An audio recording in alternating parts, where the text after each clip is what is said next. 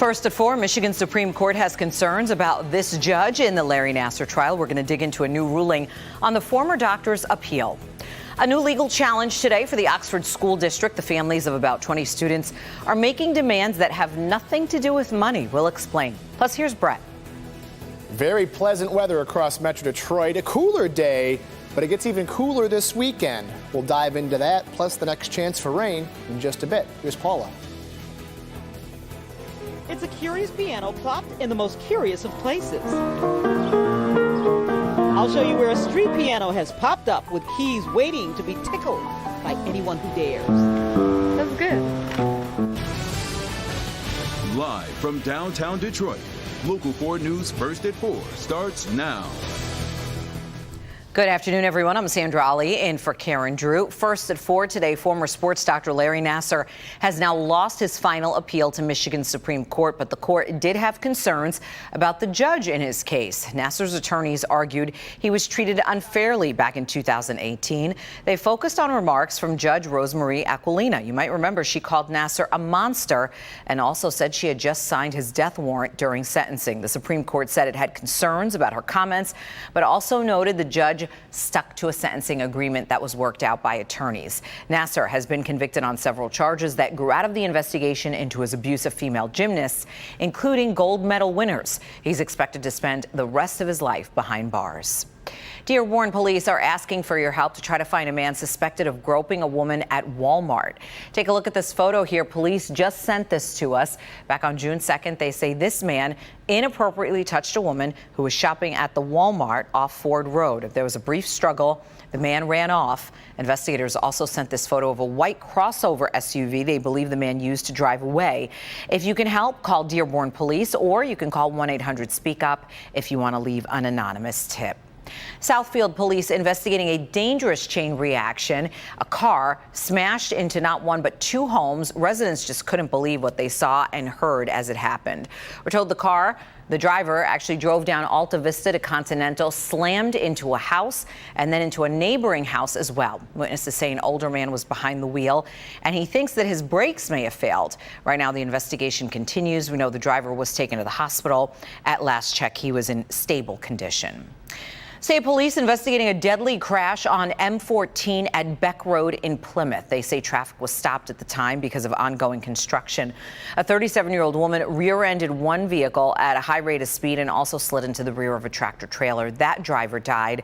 Police say she was not wearing a seatbelt at the time. No one else was hurt. Eastbound M14 was closed most of the morning, but then reopened after the lunch hour. There is new fallout today from the Oxford High School shooting. The families of about 20 students have now filed a federal lawsuit trying to force the district to make some changes. These parents say the district is not doing enough quickly enough to make children feel safer. Devin Skillian is in the newsroom for us now. And Devin, these families they're actually not asking for any money. That's right, Sandra. It's been more than 6 months now since a gunman went on a deadly rampage at the high school. The parents involved in the suit say the district has failed in that time to make their children feel safe and to restore trust with parents. They're not seeking damages, as you mentioned, Sandra. Instead, they're seeking to force the district to make changes. This group of parents even uses the hashtag #Change4Oxford to identify themselves. They say they're very frustrated. The district rejected 3 different offers from Attorney General Dana Nessel to do an outside investigation. District waited 5 months to hire a consulting firm to do its own investigation, but the parents say there is no date set for the results of that to be released. The lawsuit seeking a fully transparent investigation. It's also seeking a variety of changes in school procedures, including more training for staff and threat assessment. One parent says she thought about taking her daughter out of the district, but she says they need to stick together if they're going to make changes. Trauma, fear, and constant worry are now what bonds us as a community. Oxford needs to immediately reevaluate its safety protocols, communication efforts, and maintain consistency so that the trust can be rebuilt for the years to come. We have reached out to the school district for a response to this new lawsuit. So far, we have not yet heard back. Pretty standard, though, to not comment on pending litigation. Coming up at 5 o'clock, we'll take a closer look at the demands in this suit, and you'll hear from more parents. Remember, our 5 and 6 o'clock news will be on Local 4 Plus and on clickondetroit.com. Sandra, back to you. All right. Thank you, Devin. Now let's go ahead and shift to our first forecast on this Friday. We've seen a lot of sunshine, but it's also windy out there this afternoon. Let's go ahead and check in with meteorologist Brett Collar. And Brett, some of those winds are pretty strong. Yeah, those gusts are upwards of 30 miles per hour as advertised. The good news, though, those winds should relax the next 24 hours, set the stage for what should be a great start to the weekend. Right now, we're in the low to mid 80s, very seasonal. A touch cooler, though, than it was this time yesterday, about 5 to 10 degrees cooler in some spots as that dry air moves in. Dew point is down as well. Clouds to the north, clouds to the south, but for us, it's clear skies. And so with that, the Tigers game this evening should be really nice. A little mild here at the tailgate, but clear skies. Temperatures will fall fairly quickly into the low 70s by the time the game wraps up. We do have some cooler temperatures, though, on tap for the weekend. We're talking 70s, and then the heat, rain, and storms all return next week.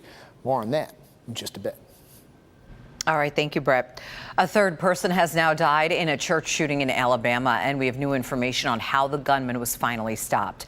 Police say the 71-year-old suspect walked into a potluck dinner at the church. This was near Birmingham, Alabama last night. They say he shot 3 people, all between the ages of 75 and 84 years old. They've all now passed away. Another person there at that potluck was able to subdue the gunman and hold him down until police got there. He is now being hailed a hero. The biggest mystery right now, police have not revealed a motive. The gunman remains in custody, and police do believe he acted alone. Congress under pressure to do something about gun violence, but U.S. senators have failed to meet a self-imposed deadline on a legislative bargain. A bipartisan group stopped meeting Thursday without a deal.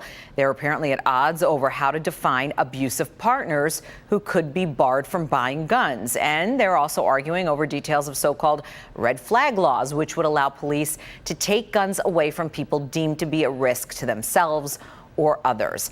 Now, a vote in the Senate looks less likely by next week. Supporters wanted it done before the July 4th recess to try to prevent the process from losing momentum. COVID-19 shots for very young children have taken another step forward, and in fact, we could get a final sign-off very soon. The FDA has authorized the first vaccines for children under the age of 5, and now the Centers for Disease Control and Prevention, they're working on its recommendation on how to use the vaccines best in that capacity. The CDC's independent advisors meeting today. They're also meeting again tomorrow to talk about shots from Pfizer and Moderna. They should make their recommendation tomorrow. By the way, the head of the CDC will have the final say and says her staff will be working over the weekend. About 18 million younger children are the last group waiting for access to COVID vaccines. Another plane load of baby formula has arrived in the United States. This time, it's in Columbus, Ohio. This plane flew from Australia carrying about 85,000 cans of formula. Those cans will now be handed out to locations throughout the area to help ease the shortage of formula that's been affecting the entire country. And now we're going to talk about this feel-good story from downtown Rochester. Take a look at this new piano here. It is actually installed on Pine Street in hopes that it will bring some harmony and also some togetherness to the community. Paula Tutman is there to talk about this musical gesture. Not so far off the beaten path in downtown Rochester, the unveiling of a new project to literally put music into the air. So the cool thing is you get to just come outside, see the piano, start playing it, whether you know how to play or not, or if you just bring in a cheat and play with a pal. A joint project between 2 nonprofits, Magic Shapes and Paint Creek Center for the Arts. They converted a piano into a piece of art to be installed as a street piano. What's a street piano, you might ask? It's to bring the community together, to bring some joy, to have some fun, to see something beautiful. Its name is Kaleidoscope Keys, which Rochester is a town that always does fresh activities, keeps it beautiful no matter how you look at it. That's what music is about, so we want to give that opportunity to our community. Yes, it's sitting outside in the grass, in the heat and the humidity, and even in the rain of Michigan. But Jean, the founder of Magic Shapes, keeps the piano tuned, and the folks inside the Art Center keep an ear out, and everyone is invited to just stroll up and play. Whatever the heck you want to play. To me, it's almost as simple as saying, it's like explaining why 1 + 1 is 2, right? It's like, how could it not be a great idea? Because it's just such a strong creative force that just brings so many people together.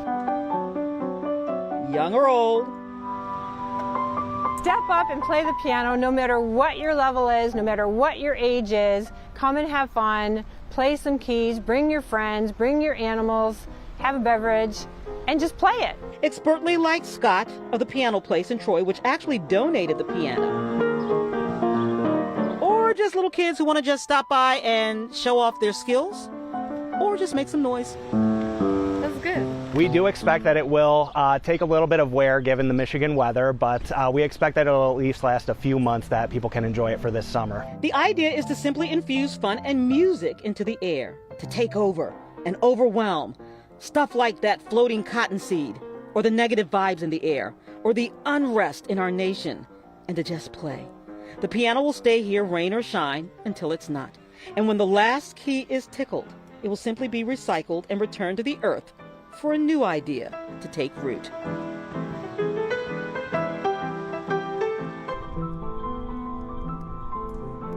So the fun is that you can have your own open air concert. You can join someone, you can ask them whether or not they can join you, or you can join them. They can teach you, or you can teach me like Scott is doing. So this is off of Pine Street across from the old Village Shoe-In in downtown Rochester. And again, the piano will be here until it's not. Sandra? What a great idea. All right. Thank you so much, Paula.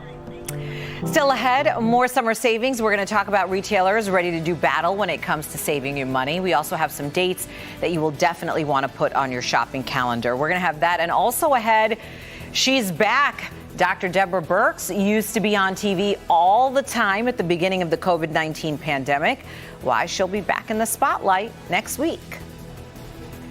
But first, he's gone. Sort of. The head of the WWE facing claims of misconduct. We're going to talk about the allegations against Vince McMahon and what he's not giving up.